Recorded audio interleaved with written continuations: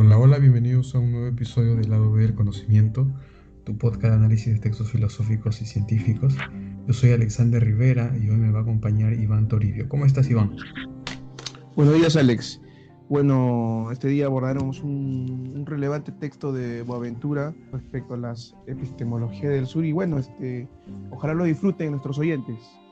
Ujú.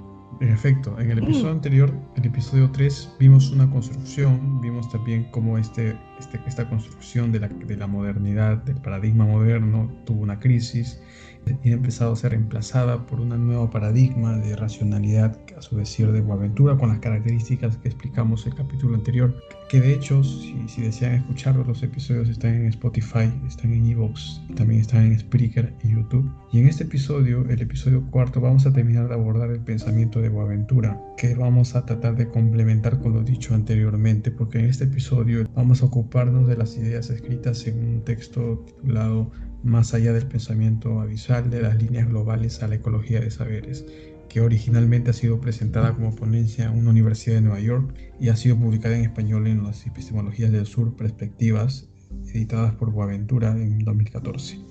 Ahora bien, lo interesante es de por qué este paper nos ayudaría a terminar de abordar el pensamiento respecto a lo que ya hemos tratado anteriormente. En el anterior capítulo abordamos un discurso sobre las ciencias, donde hubo muchos nudos, si bien tratamos de explicar y de fundamentar todas las ideas principales abordadas por Boaventura, lo cierto es que hubo muchos nudos que el propio Boaventura en el texto no se animó a desatar. A nuestro parecer, muchos de esos nudos sí se resuelven en este escrito y lo vamos a tratar por lo tanto en este capítulo. Y como es de costumbre en este podcast, lo vamos a analizar en base a preguntas, en base a respuestas, en base a análisis. Y la primera gran cuestión de este texto, Iván, Boaventura, como ya vimos, gusta de estas distinciones conceptuales, está acostumbrado a hacer estas categorizaciones conceptuales en base a dicotomías, en base a líneas que dividen, en base a inclusive trilemas, dilemas.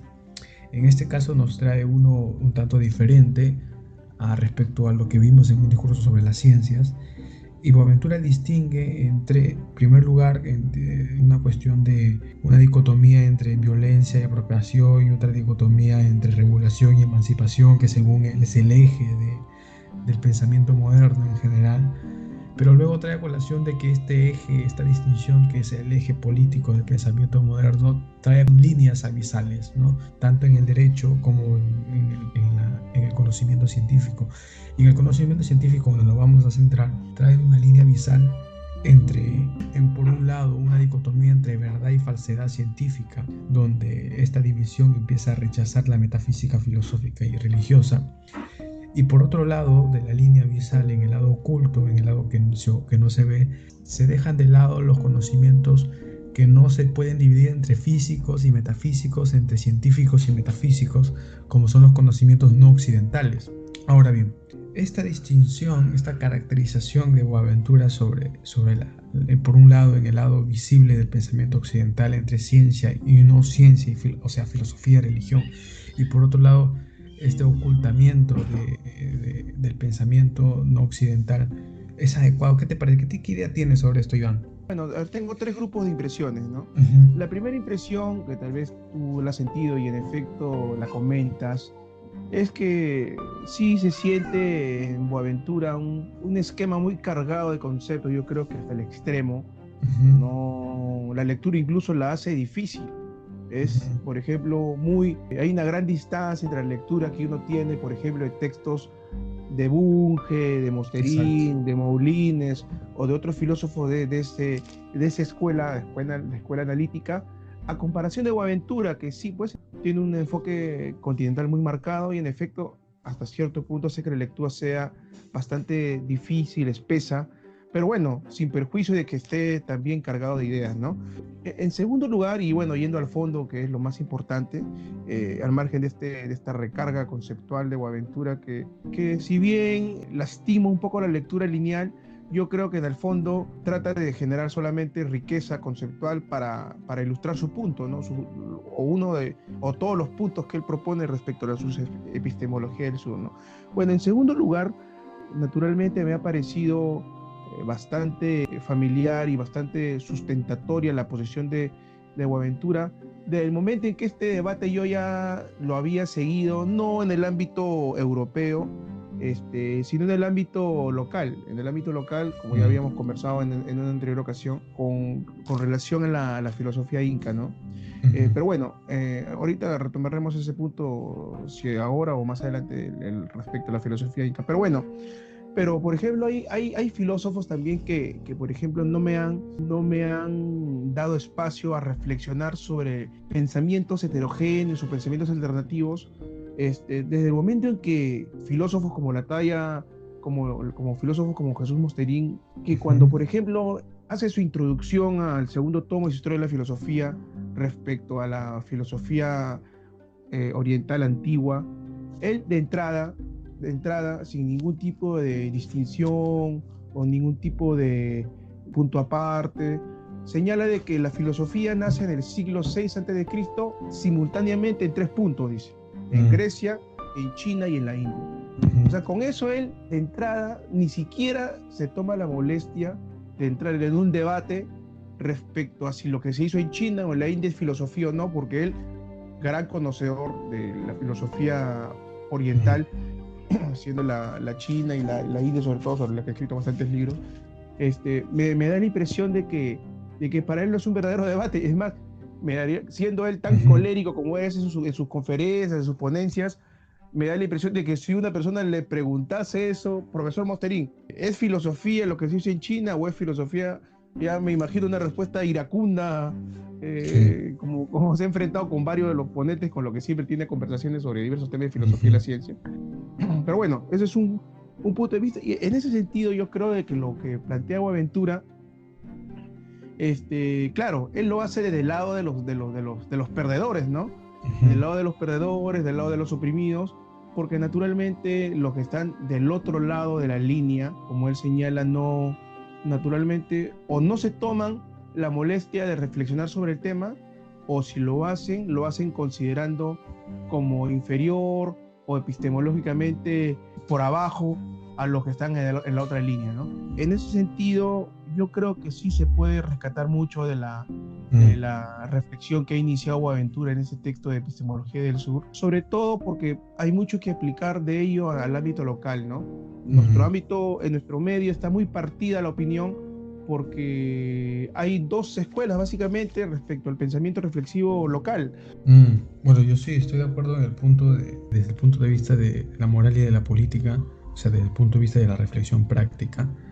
Es interesante que empiece a revalorarse conocimientos no, digamos, tradicionales, en el sentido de una cultura predominante, de una cultura hegemónica como es la occidental, y que deje de lado conocimientos, vamos a llamarlos así, antes de reflexionar sobre ello, no occidentales o conocimientos ancestrales. Pero el punto es, por lo menos para mí, el de Boaventura, ¿hasta qué límite es cierto o es correcto, es adecuado esta división que él hace, por un primer lugar, entre el conocimiento científico y conocimiento filosófico? Es decir, para Boaventura el conocimiento filosófico es más cercano a la religión que a la ciencia. Eso te queda claro porque hay una línea divisoria en el lado visible, donde la ciencia está en un lado, las verdades de la ciencia, y por otro lado están las verdades de la filosofía y las verdades de la religión. Yo, por lo menos aquí, yo pienso muy diferente. Yo no sé por qué Boaventura considera que la filosofía es algo más parecido a la religión que a la ciencia. Esto me parece un punto de vista personal y arbitrario. Yo por lo menos, los filósofos que más leo y los filósofos que más he admirado son personajes que creen lo contrario, que la filosofía es algo más parecido a la ciencia que a la religión. Y por lo tanto, esa distinción que él hace en el lado visible a mí me parece más oscura que clara. En ese punto sí, naturalmente coincido.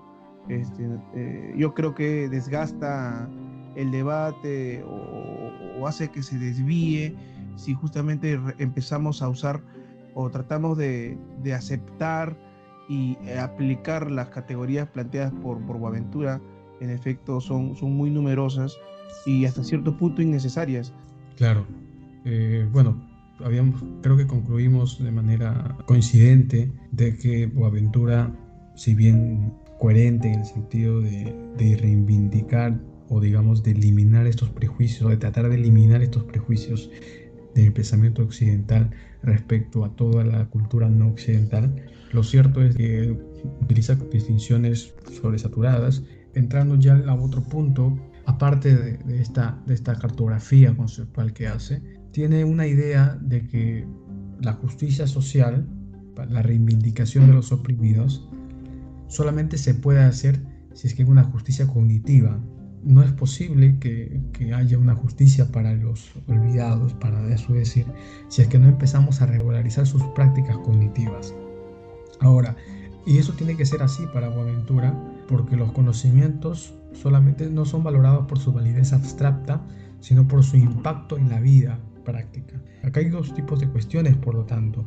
En primer lugar, es correcta esta idea de que la justicia social solamente se puede dar con la condición de que haya una reivindicación cognitiva. Y en segundo aspecto, los conocimientos deben ser valorados solamente por su impacto en la vida práctica.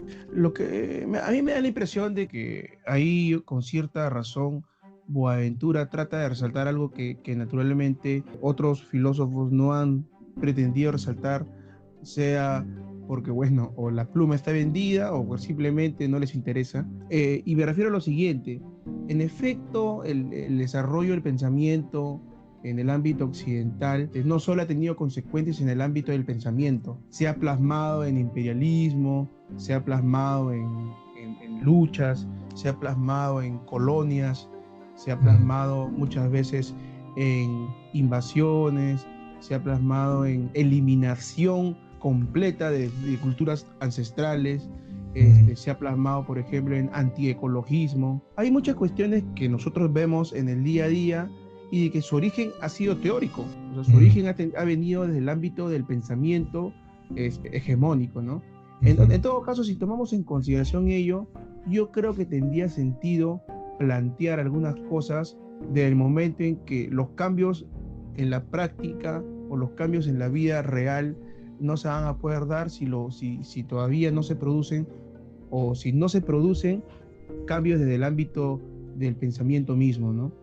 Yo tengo la impresión de que, claro, no creo que deba canalizarse la postura de Boaventura, porque si nosotros vemos de cierto ángulo, por ejemplo, la física teórica no tendría ninguna importancia para el desarrollo, por ejemplo, de los temas prácticos, o sea, la teoría de los agujeros negros, la teoría de los gusanos.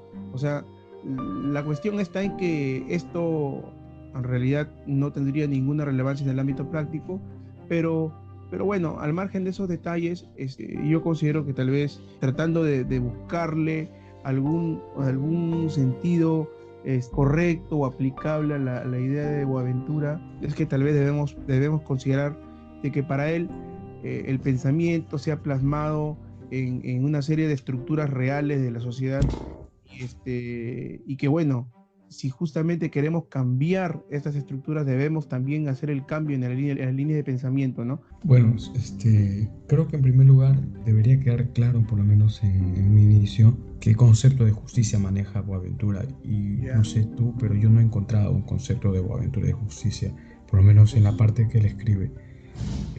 Para lo sumo veo que él asocia justicia social con reivindicación de los oprimidos, con revalorización de los oprimidos. Pero eso de acá, por lo menos, no encuentro, digamos, solidez conceptual. Pero yo creo que sí, lo que hace Boaventura es soltar una serie de conceptos que necesariamente van a estar vinculados a la justicia. Por ejemplo, cuando habla de copresencia, cuando habla de una serie de conceptos que necesariamente están alineados a justicia, yo creo que me parece que está haciendo una especie de trabajo a lo Moulines, porque si nosotros vemos, o como comentamos nuevamente, el esquema de Moulines en su ensayo sobre el nacionalismo, nosotros también advertimos de que él no define a la nación. Él no define a la nación, no define el nacionalismo, pero sí suelta una serie de principios, una serie de conceptos que necesariamente van a tener que iluminar una idea final de nación. Yo creo que en todo caso, si vemos algo de rescatable, Boaventura, es que ya suelta por ejemplo, a mí me parece muy relevante la noción de copresencia, porque el tema de la ecología de los saberes, yo creo que todo eso apunta, tal vez él ni siquiera se da cuenta, y naturalmente en eso coincido contigo, porque tendríamos que conocer toda la obra de Boaventura o muchos de los textos relacionados para tal vez tener una idea de lo que él tiene por justicia, siendo el sociólogo y abogado, claro, creo, ¿no? Pero yo creo que tal vez podríamos reconstruir algo, no es textual, como por ejemplo, bueno, el libro de Rawls sobre teoría de la justicia es estrictamente sobre justicia, así que es difícil, ¿no?, encontrar una idea clara o concreta o directa de justicia, claro, a diferencia del texto de Boaventura. Claro. Que a mí me dio esa impresión de que tal vez debemos construir esa tarea, una tarea de investigación. Sí, de acuerdo. Yo también pienso que Boaventura, por un lado, desarrolla esta idea digamos, de reivindicación cognitiva con su idea de copresencia, con su idea de ecología de saberes, y todos estos términos de como un uso contrahegemónico de la ciencia y estos conceptos. Y por otro lado, lanza un puente con un concepto ya de justicia política, pero este puente no está claro en este texto, le deja al lector.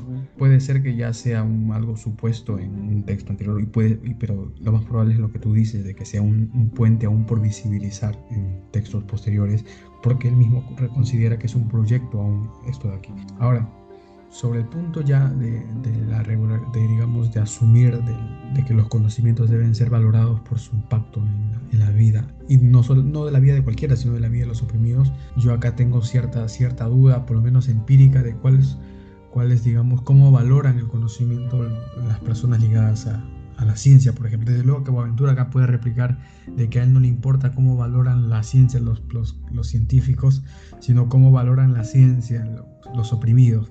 Pero yo acá tengo ciertas dudas, no respecto a cuestiones sociológicas, sino respecto a cuestiones ya biológicas. Yo creo que nuestra especie en sí misma ha desarrollado esa curiosidad innata que aprende por aprender, aprende no por un fin en sí mismo, sino que tiene esa curiosidad intrínseca que probablemente esté codificada en moléculas de ADN en nuestras células, de querer conocer por simplemente perder esta ansiedad de no saber dónde estamos y quiénes somos. Y creo que esta ansiedad biológica que está inscrita en nuestro ADN es patente en los científicos de nuestra especie.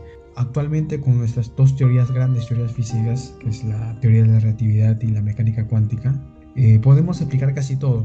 Lo podemos hacer todo, toda la tecnología la podemos hacer con nuestras dos teorías, pero esto no es suficiente para nuestra especie, porque no solamente queremos que nuestras teorías nos den todas las herramientas para vivir, sino que necesitamos que estas dos teorías sean coherentes porque explican un mismo universo, porque las teorías, que si bien son muy útiles y nos ayudan a explicar y nos ayudan a crear tecnología, son teorías que no debe olvidar, son de un mismo universo, pero a la vez son dos teorías inconsistentes que nos dicen en el fondo que ambas son incompletas, y necesitamos una teoría completa que no solamente nos ayude a resolver problemas de nuestra vida práctica, sino que sobre todo nos calme en esta ansiedad de saber dónde estamos. Y creo que esto es, digamos, una visión interesante de nuestra especie y de nuestra constitución, de un Homo sapiens que se dividió y que se originó a partir de primates, y que esto de acá no depende de que para los científicos valoramos el conocimiento de esta manera y los oprimidos valoran de esta manera el conocimiento, y por lo tanto debemos darle la cabida a los oprimidos. No, yo creo que esto es una cuestión de especie, que hay cierta curiosidad en nuestra biología que nos hace valorar los conocimientos, no por su impacto en la vida práctica, sino sobre todo por calmar nuestra ansiedad de conocer el mundo. Continuando con el texto de Boaventura y relacionándolo con lo anterior, Boaventura considera, como ya habíamos analizado, que los conocimientos tienen su valor en la medida en que tienen impacto en la vida práctica, y por lo tanto, si dos conocimientos tienen impacto en satisfacer las necesidades de los oprimidos, por lo tanto los dos conocimientos valen igual para Boaventura, y conocimientos de sentido común ancestrales que se dieron no por un método, no de manera justificada, no de manera analizada, no de manera detallada, pero que pueden ser tan valiosas como las científicas, que tienen su método, que tienen su justificación, que tienen su armazón conceptual detrás, y que por lo tanto el conocimiento científico no debería asesinar esta práctica cognitiva, sino que debería revalorarla y debería nutrirse de ella. Y esto es lo que Boaventura llama una ecología de saberes, de que todos los conocimientos que tienen impacto en la vida práctica deberían valorarse por igual y deberían nutrirse unas a otras, saberes e ignorancias. Así, Boaventura da un ejemplo. Él dice que en la década de los 60, los sistemas de irrigación de los campos de arroz de Balí Sí. fueron reemplazados por sistemas científicos de irrigación, promovidos por ciertos partidarios políticos. Los sistemas tradicionales estaban basados en conocimientos religiosos y fueron rechazados por metafísicos, ¿no es cierto? Y fueron reemplazados por sistemas que eran basados en ciencia de su tiempo. Y el resultado fue desastroso, como él menciona, y este es el punto para mí que es interesante, ¿eh? Después, científicamente se va a demostrar la eficiencia del conocimiento ancestral. Ya. Para mí esto es importante por una razón. Boaventura, Boaventura para mí confunde el concepto de conocimiento. Conocimiento es una creencia que está justificada en el fondo. Y lo que Boaventura considera es de que hay prácticas no tradicionales que en efecto tienen cierta efectividad, pero no tienen una justificación y no siguen un método. Para Boaventura esto debería valorarse tanto como conocimiento científico. Y acá creo que Boaventura, y este es el punto donde quiero llegar, confunde entre valorización cognitiva en el sentido, vamos a valorar el conocimiento en sí mismo, porque no es lo mismo que digamos una creencia sea efectiva por una mera casualidad, que una creencia que es efectiva porque ha seguido un método y aún más porque ha sido justificada anteriormente por otros conocimientos. Y para mí creo que acá hay una diferencia cognitiva tremenda. Eso por un lado, y por otro lado, Boaventura confunde el valor epistémico con el valor práctico de los conocimientos. Estoy de acuerdo con Boaventura que si una creencia es eficiente y funciona, no debería ser reemplazada. Pero esto no significa que debamos otorgarle el mismo valor epistémico que el valor que le damos a una creencia justificada y a una creencia metódica. Una cosa es el valor epistémico que le damos a las creencias y otra cosa es el valor práctico que tienen estas de acá. Inclusive los pragmatistas no llegan a ese extremo de decir que las creencias deben ser valoradas simplemente por su impacto en el conocimiento. Uno puede leer a Peirce o a William James y ellos no tienen estas consecuencias tan irracionales, por decirlo de algún modo. ¿Cuál es tu opinión al respecto, Iván, sobre este punto de que Boaventura le otorga el mismo valor cognitivo a los conocimientos independientemente de su justificación, independientemente de su grado metódico, y que debe haber una ecología? Inclusive, y esto es el punto para mí principal, hace una identificación entre el valor epistemológico de las creencias y su valor práctico. ¿Te parece adecuado que sea lo mismo? Entiendo tu punto y ahí justamente volvemos al título del libro. O sea, hay que ver que si nuestro juicio se hace a la luz de una epistemología occidental o si se hace a la luz de una epistemología del sur. Tal vez hago una hipótesis.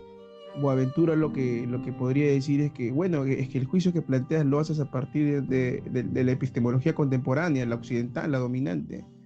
Pero desde mi punto de vista, desde una epistemología del sur, ¿por qué yo tendría que usar esos patrones, ¿no? Esos patrones metodológicos, esos patrones epistémicos, siendo que el tipo de conocimiento que se está tomando en consideración o se revaloró en Bali respecto, por ejemplo, al procesamiento, a la irrigación del arroz, no necesita esos cánones. Pero bueno, nosotros, como tenemos claro desde lo que planteó Reicher en su racionalidad, bueno, sí, pues naturalmente estamos obligados a juzgar a la luz del conocimiento que tenemos, ¿no? Disculpa que te corte aquí porque es importante ese punto. Ojo que Boaventura utiliza el concepto de epistemología y él es el primero en utilizar el concepto de epistemología. Es como tratar de decir, quiero encontrar nuestro concepto de probabilidad no occidental, pero estás usando el concepto de probabilidad occidental en el fondo. O sea, Boaventura, al decir que hay epistemologías no occidentales, está olvidando que el concepto de epistemología es occidental. Y el concepto de epistemología en sí mismo, de valor epistemológico de las creencias, es occidental, y Boaventura está tratando de encontrar valores de un concepto que ha sido creado en Occidente en culturas no occidentales. Para mí Boaventura en este punto es incoherente, porque si él considera vamos a crear una epistemología del sur, la única forma coherente de interpretar esto es de que vamos a encontrar valor cognitivo en formas y prácticas no occidentales, y esto significa que vamos a encontrar conocimiento justificado conocimiento metódico en culturas no occidentales, pero sí empieza a decir, yo considero que el conocimiento, digamos que en las culturas no occidentales, las prácticas son valoradas por su eficiencia y no por su grado de metodicidad y su grado de justificación. Entonces esto no es una epistemología, es otra cosa. ¿Me dejo entender? Pero yo creo que ahí justamente, Alex, al margen de resolver de modo contundente la línea terminológica que se maneja, me parece que ahí tal vez entraríamos en un círculo vicioso en la cual todos estamos involucrados, ¿no? Cada uno va a tirar para su lado, ¿no? Pero bueno, pero a mí me da la impresión, y ahí Boaventura es textual cuando habla de la psicología de los saberes, de que la epistemología post-abismal que él plantea en su matiz de la ecología de los saberes no propugna un descrédito del conocimiento científico.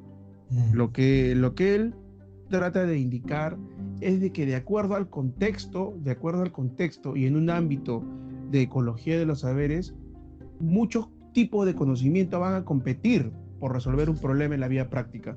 Es por eso que él reconoce que en determinados ámbitos, por ejemplo en la medicina, el conocimiento científico ha sido exitoso y ha demostrado fundadamente su efectividad. Y para ello, naturalmente, Boaventura tendría poquísimos ejemplos, tal vez ninguno, de conocimientos alternativos no occidentales que hayan tenido ese nivel de efectividad, ¿no? Es por eso que el ejemplo que él plantea es un ejemplo de los muy pocos también, porque también no abundan los ejemplos, porque si los tuviese los pondría sobre la mesa, el asunto del arroz en Bali, ¿no? Pero él sí reconoce, creo que él dice, ¿no?, de que de lo que se trata es de que no que haya jerarquías abstractas, ¿no? Porque en el ámbito en el que vivimos, de acuerdo a la epistemología occidental contemporánea vigente, hay jerarquías marcadas, hay jerarquías, y hay jerarquías abstractas, no jerarquías del caso concreto, porque en el caso concreto, en efecto, en un determinado momento un conocimiento científico va a poder ser mucho más útil, va a poder ser efectivo, va a poder ser necesario, va a ser el que va a calzar, siendo irrelevante y pertinente un conocimiento no científico, ¿no? Pero hay contextos en los cuales el conocimiento no científico también va a ser sumamente relevante, por ejemplo, en el ámbito del arte, en el ámbito de ciertas relaciones sociales, en el ámbito, por ejemplo, no sé, incluso espiritual, etcétera, ¿no? Justamente ahí lo que sí, más que un enfrentamiento y un desmedro y un ataque directo o un pronóstico de inutilidad del conocimiento científico, que sería muy crítico hacerlo, e incluso estaría altamente equivocado, me da la impresión de que Boaventura lo que plantea es, lo que quiere es una especie de igualdad de armas entre los conocimientos, ¿no? Claro. Que haya justamente competencias válidas y que no se descarten de antemano. O sea, me parece que él lo que critica es que hay una costumbre impuesta ya, hay un tratamiento institucionalizado respecto a que todo conocimiento científico no debe ser tomado en cuenta y no debe ser usado, ni siquiera considerado como alternativa, porque lo primero que tiene que hacerse es tomar o echar mano del conocimiento científico, ¿no? Yo creo que está bien justificado una creencia de ese modo institucional. Las creencias científicas tienen digamos, un peso epistémico mucho más fuerte que el conocimiento. Es como, por ejemplo, y es porque en el fondo creo que la raíz del asunto es que el criterio de valorización de conocimientos de Boaventura para mí es un criterio muy vulgar, el criterio de establecer simplemente de que un conocimiento tiene el mismo valor si tiene el mismo impacto en la vida práctica. Por ejemplo, yo te puedo dar un ejemplo muy sencillo. Para Boaventura, el sistema de Ptolomeo y el sistema de Aristóteles sería tan valioso como el sistema copernicano para el navegante, porque tiene el mismo efecto práctico. Y eso para mí me parece una inconsistencia, por lo menos epistemológica tremenda, porque sabemos que una epistemología, de la epistemología tolemaica y aristotélica, es muchísimo menos adecuada que la epistemología copernicana, dada la luz de conocimiento y dada la luz de observaciones que hemos tenido, o sea, dada la luz de justificación que tiene la creencia copernicana respecto a la creencia tolemaica. Así es. Y para mí sostener de que en la vida práctica de los navegantes el conocimiento tolemaico y el conocimiento copernicano deberían tener el mismo valor y deberían competir con el mismo grado de valor en una ecología de saberes, a mí me parece una simplificación vulgar de cómo en efecto nosotros valoramos el conocimiento. conocimiento no solamente le importa que tenga un efecto práctico, sino que le importa que tenga una muy buena justificación. Y creo que, y si queremos darle una cariz también pragmático, que tenga una muy buena justificación es una muy buena razón para creer que será efectiva en la vida práctica. Un ejemplo sencillo, en la Unión Soviética, por ejemplo, se sabe, y esto está documentado, se prohibió la genética mendeliana porque se creía que era una ciencia occidental, era una ciencia hegemónica, y que no toda la ciencia, no solamente la ciencia hegemónica occidental es la única válida, sino que hay saberes rusos ancestrales que realmente funcionan, y que debemos usar estos conocimientos ancestrales que funcionan. ¿Cuál fue el resultado? Que estos conocimientos ancestrales eran buenos al mediano plazo, pero a largo plazo no tenían la competencia que tenían la genética mendeliana, y terminó por causar hambruna en última instancia este conocimiento ancestral. Y creo que esto también es peligroso en el campo práctico.